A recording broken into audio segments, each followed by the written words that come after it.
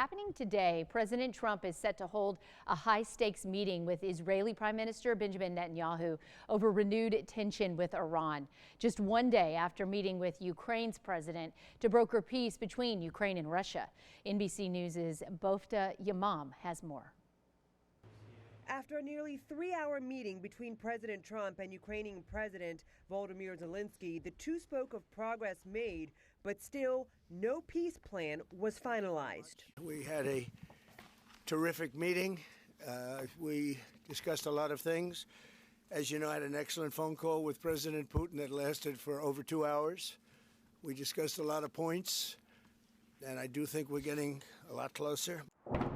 One of the key issues, security guarantees to help deter further attacks, which Zelenskyy stressed is critical for lasting peace. He called Sunday's meeting productive. We have great achievements, 20-point peace plan, 90% agreed, and U.S.-Ukraine security guarantees, 100% agreed. U.S.-Europe-Ukraine security guarantees, almost agreed.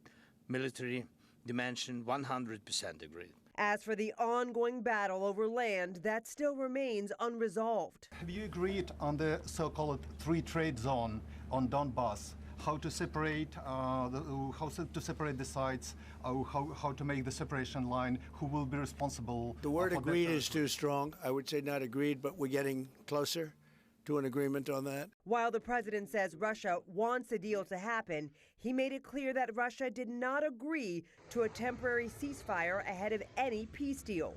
More bilateral talks and larger meetings are expected in January. And we agreed that our teams will meet in upcoming weeks to finalize all discussed matters. And we agreed with President Trump that he will host us and maybe in Washington, European leaders and Ukrainian delegation. President Trump avoided laying out a hard deadline, but indicated they'll know in a few weeks where things stand.